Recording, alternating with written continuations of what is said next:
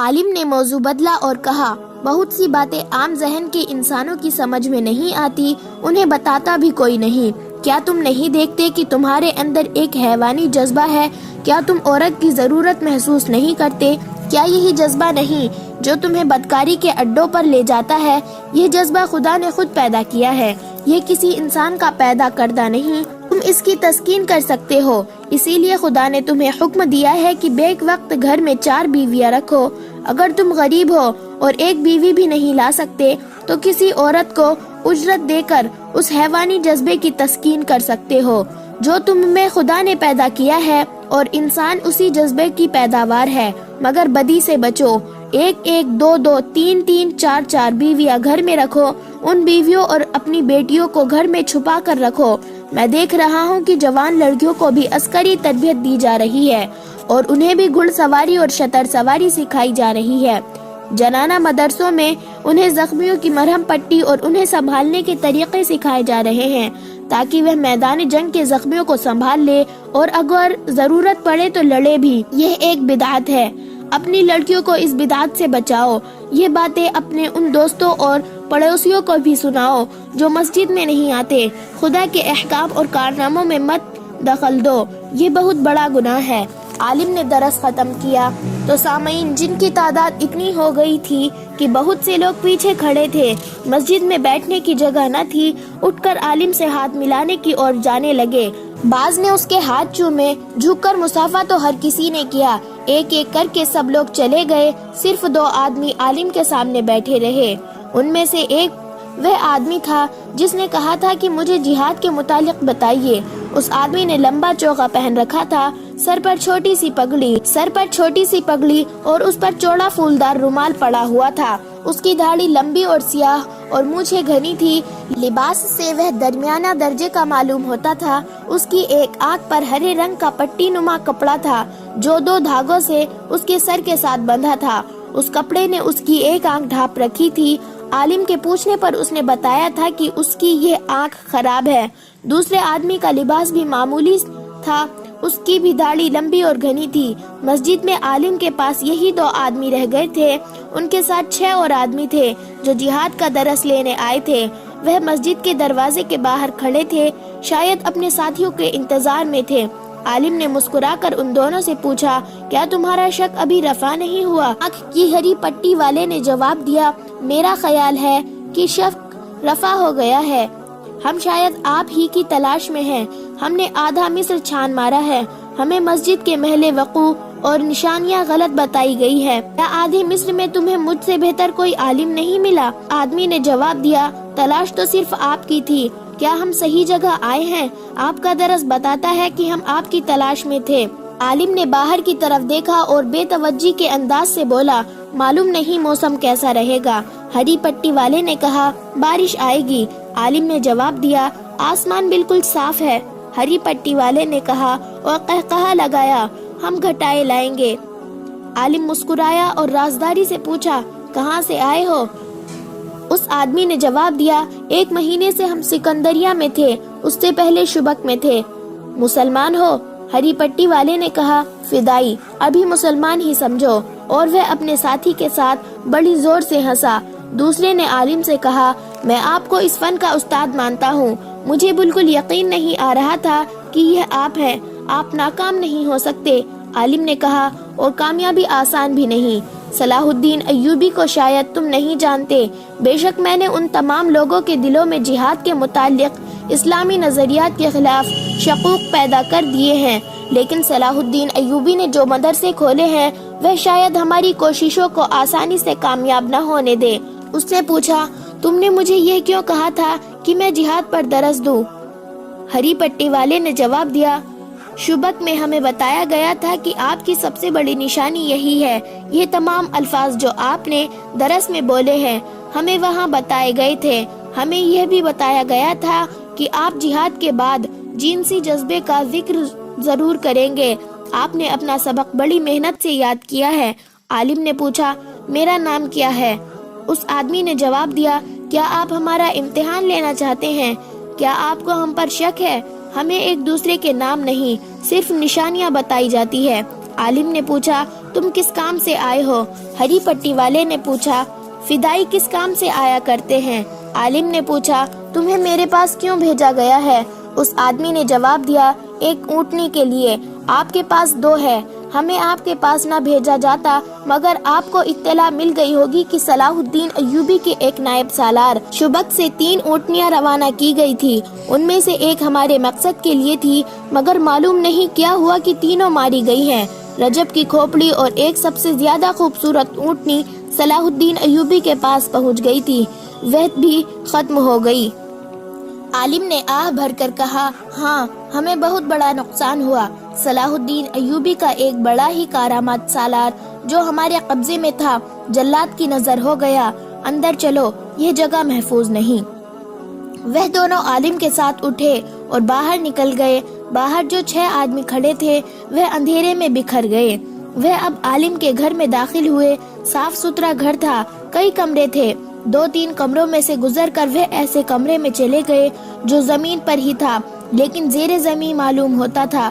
اس کے سامنے کوڑا کباڑ بکھرا ہوا تھا، دروازے کے باہر تالا لگا ہوا تھا، صاف پتہ چلتا تھا کہ یہ دروازہ برسوں سے نہیں کھولا گیا اور کھولا بھی نہیں جائے گا۔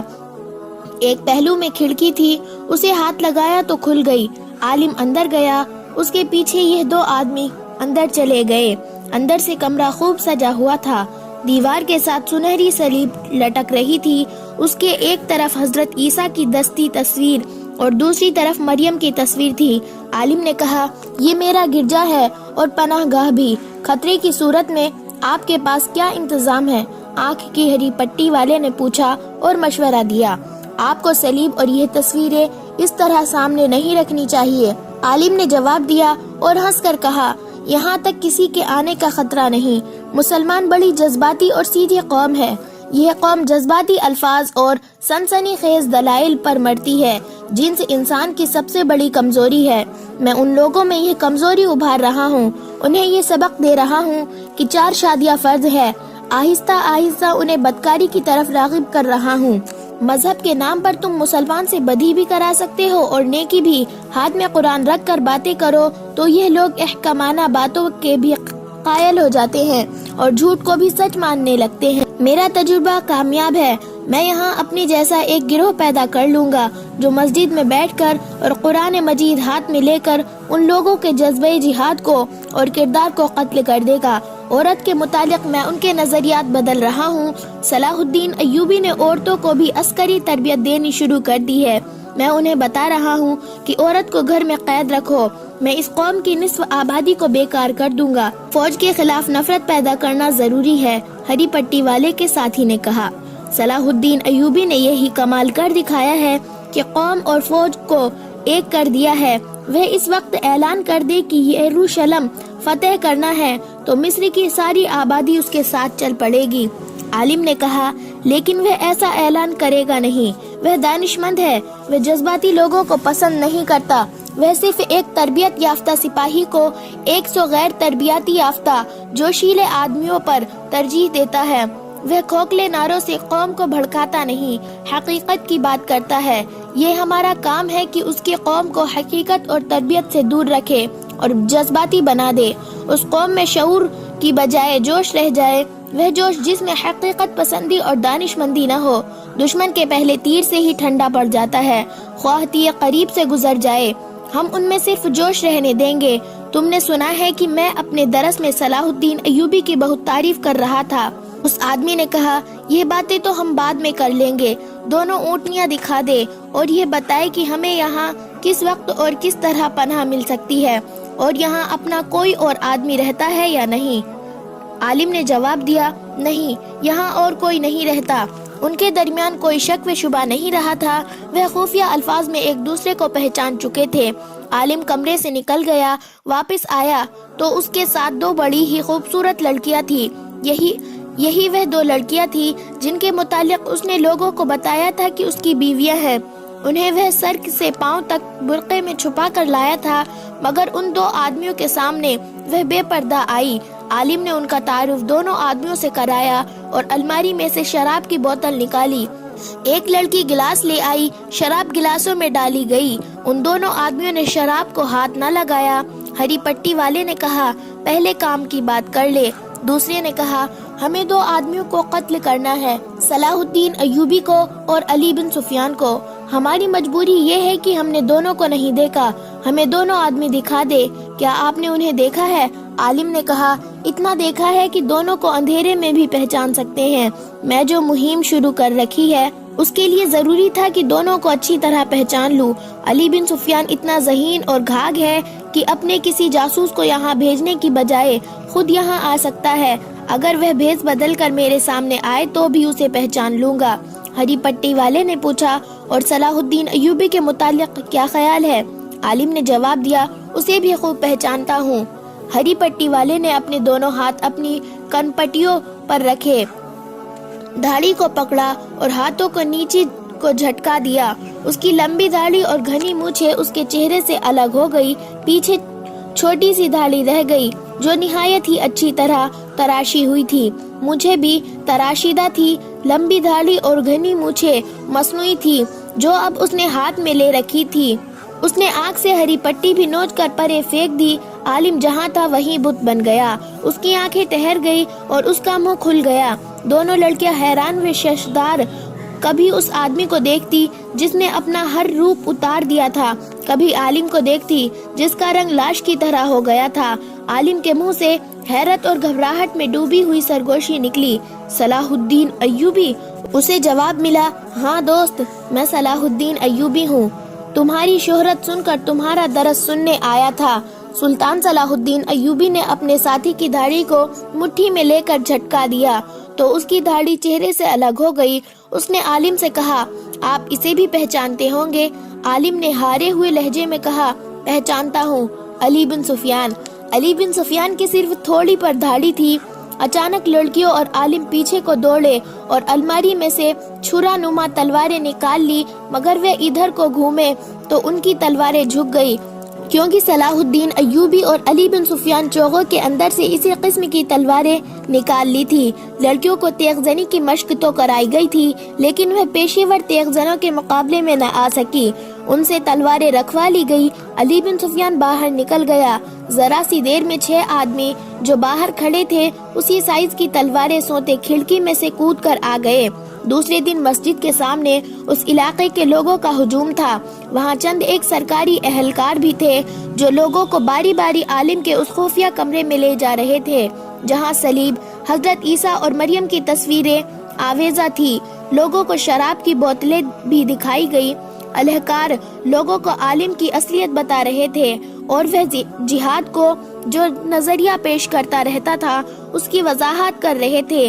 سلطان صلاح الدین ایوبی کی ہدایت پر علی بن سفیان نے سارے ملک میں جاسوسوں کا جال بچھا دیا تھا، کیونکہ یہ ثابت ہو گیا تھا کہ ملک ہمیں خصوصاً قاہرہ میں صلیبیوں نے بہت سے جاسوس اور تخریب کار بھیج دیے تھے۔ صلیبیوں نے مسلمانوں کی کردار کشی کی جو زمین دوز مہم چلائی تھی وہ سلطان صلاح الدین ایوبی کو زیادہ پریشان کر رہی تھی۔ اسے جب علی بن سفیان نے اطلاع دی تھی کہ ایک مسجد کا پیش امام ہر رات درس دیتا ہے اور اسلامی نظریات کو بگاڑ رہا ہے تو سلطان صلاح الدین ایوبی نے فوراً ہی یہ حکم نہیں دیا تھا کہ اس عالم کو گرفتار کر لو۔ اس نے کہا تھا علی، مذہب میں فرقہ بندی شروع ہو گئی ہے، یہ پیش امام کسی فرقے کا ہوگا، یہ بھی ہو سکتا ہے کہ وہ قرآن کی اپنی تفسیریں پیش کر رہا ہو۔ میں مذہب میں دخل نہیں دینا چاہتا، میں حاکم ہوں، عالم نہیں ہوں۔ اگر تم سمجھتے ہو کہ وہ کوئی تخریب کار ہے تو گرفتاری سے پہلے پوری طرح چھان بین کر لو، پیش امام کا درجہ مجھ سے بہت زیادہ بلند ہے۔ علی بن سفیان خود اس مسجد میں درس سننے نہیں گیا تھا کیونکہ اسے شک تھا کہ اگر یہ پیش امام واقعی دشمن کا بھیجا ہوا تخریب کار ہے تو اسے پہچانتا ہوگا۔ اس نے اپنے ذہین سراغزان مسجد میں بھیجے تھے جو 10-12 مرتبہ وہاں گئے اور انہوں نے جو درس سنے وہ معانن علی بن سفیان کو سنا دیے۔ آخر ایک رات اس صلیبی عالم نے جہاد پر درس دیا اور یہ طویل پیش کی کہ صلاح الدین ایوبی نے بھی سنی۔ سراغزانوں نے یہ درس علی بن سفیان کو سنایا تو کوئی شک نہ رہا۔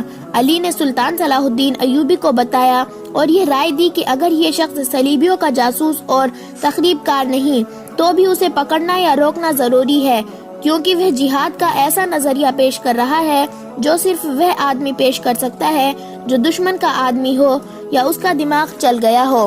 سلطان صلاح الدین ایوبی نے یہ رپورٹ بڑی غور سے سنی اور کہا کہ معاملہ بہرحال مذہب، مسجد اور پیش امام کا ہے۔ اس نے فیصلہ کیا کہ وہ خود علی بن سفیان کے ساتھ بہروپ میں درس سننے جائے گا اور خود یقین کرے گا کہ پیش امام کی نیت اور اصلیت کیا ہے۔ جہاد کے ساتھ حیوانی جذبے کے ذکر نے سلطان صلاح الدین ایوبی کے کان کھڑے کر دیے تھے۔ اس نے علی بن سفیان کے ساتھ صلاح مشورہ کر کے یہ بہروپ تیار کرایا تھا جس میں وہ مسجد میں گئے تھے۔ علی بن سفیان جاسوسی اور جاسوسی کے خلاف دماغ کے فن کا ماہر تھا۔ اس نے سلطان صلاح الدین ایوبی کو اپنی ایک اور کامیابی سے آگاہ کر دیا تھا، وہ یہ تھی کہ فیض الفاطمی کو جس صلیبی لڑکی نے موقع پر گرفتار کرایا اور احمد کمال نام کے ایک کمانڈر کی خاطر اسلام قبول کرنے اور اس کے ساتھ شادی کرنے کی خواہش ظاہر کی مگر ماری گئی تھی، اس نے وہ خفیہ الفاظ اور اشارے بتائے تھے جو صلیبی جاسوس ایک دوسرے کو پہچاننے کے لیے استعمال کرتے تھے۔ اس کی نشاندہی پر چند ایک مسلمان بھی پکڑے گئے تھے جو صلیبیوں سے زر و جواہرات اور خوبصورت لڑکیاں لے کر ان کے لیے جاسوسی کرتے تھے۔ انہوں نے بھی علی بن سفیان کے تہخانے میں تصدیق کی تھی کہ یہ الفاظ اور اشارے استعمال ہوتے ہیں۔ اشارے یہ تھے کہ جاسوس ایک دوسرے سے جو پہلی بار ملتے اور ایک دوسرے کے متعلق یقین کرنا چاہتے تھے، ان میں سے ایک آسمان کی طرف دیکھ کر کہتا تھا معلوم نہیں موسم کیسا رہے گا، وہ ایسی بے پرواہی کے لہجے میں کہتا تھا جیسے اسے یوں ہی موسم کا خیال آ گیا ہو۔ دوسرا کہتا تھا بارش آئے گی، اسے جواب ملتا تھا آسمان بالکل صاف ہے۔ دوسرا کہتا تھا ہم گھٹائے لائیں گے اور وہ قہقہے لگاتا تھا۔ قہقہے کی ضرورت یہ ہوتی تھی کہ یہ مکالمہ کوئی اور سن لے یا دوسرا آدمی جاسوس نہ ہو تو وہ یہ سمجھے کہ اس آدمی نے مذاق کیا ہے۔ علی بن سفیان کو بتایا گیا تھا کہ یہ خفیہ مکالمہ اس وقت بدلا جائے گا جب یہ ظاہر ہو جائے گا۔ دوسری بات جو علی نے معلوم کی تھی وہ یہ تھی کہ جاسوس ایک دوسرے کو اپنا نام نہیں بتاتے۔ ان کا ہیڈ کوارٹر فلسطین کا ایک قصبہ شوبک تھا جو ایک قلعہ تھا، یہ صلیبیوں کا جاسوسی کا مرکز تھا۔ ان انکشافات کے سہارے سلطان صلاح الدین ایوبی اور علی بن سفیان بہروپ میں مسجد میں چلے گئے۔ انہوں نے جہاد کے درس کی خواہش ظاہر کی تو عالم نے خواہش پوری کر دی، پھر وہ اس کے پاس اکیلے رہ گئے اور ان خفیہ مکالموں نے عالم کو بے نقاب کر دیا۔ اس نے بعد میں بیان دیا تھا کہ وہ اتنا کچا جاسوس نہیں تھا کہ وہ اجنبی آدمیوں کے آگے اپنے آپ کو ظاہر کر دیتا۔ اسے ان خفیہ الفاظ نے پھنسایا کیونکہ یہ مکالمہ ہر ایک جاسوس کو بھی معلوم نہیں ہوتا، یہ جاسوسوں کے اعلیٰ درجے کا مکالمہ ہے، اس سے نیچے اس سے کوئی جاسوس واقف نہیں ہوتا۔ اس مکالمے کے بعد کا قہقہہ خاص طور پر قابل ذکر تھا، اس کے بغیر ایک دوسرے پر اپنا راز فاش نہیں کیا جاتا تھا۔ سلطان صلاح الدین ایوبی نے قہقہہ لگایا تھا، وہ اپنے ساتھ 6 جانبازوں کو بھی لے گیا تھا تاکہ بوقت ضرورت مدد دے۔ علی بن سفیان نے اس جاسوس کو اور دونوں لڑکیوں کو تہخانے میں بند کر دیا اور سب سے پہلے اس علاقے میں جا کر تفتیش کی کہ یہ شخص اس مسجد پر قابض کس طرح ہوا اور اس سے پہلے وہ جس جھوپڑے میں رہتا تھا وہ اسے کس نے دیا تھا۔ وہاں کے مختلف لوگوں نے جو بیان دیے ان سے پتہ چلا کہ یہ شخص 2 بیویوں کے ساتھ اس آبادی میں آیا تھا۔ پہلے ایک آدمی کے گھر مہمان رہا، جب لوگوں نے دیکھا کہ یہ تو کوئی عالم فاضل ہے تو انہوں نے اسے یہ جھوپڑا دے دیا۔ وہ اس مسجد میں نماز پڑھنے جایا کرتا تھا، وہاں بہت مدت سے ایک پیش امام تھا، یہ شخص پیش امام کا مرید بن گیا۔ 15-16 روز بعد پیش امام نے مسجد میں ہی پیٹ درد کی شکایت کی۔ یہ شکایت اتنی تیزی سے بڑھی کہ اس کے بعد پیش امام مسجد میں نہ آ سکا۔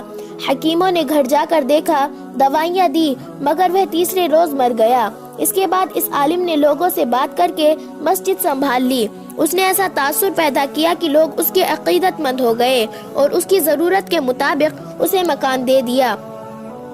علی بن سفیان کے پوچھنے پر لوگوں نے اسے بتایا کہ انہوں نے کئی بار اس شخص کو پیش امام کے لیے کھانا لے جاتے ہوئے دیکھا تھا۔ علی بن سفیان جان گیا کہ امام کو اس شخص نے زہر دیا ہے اور اسے راستے سے ہٹا کر مسجد پر قبضہ کیا تھا۔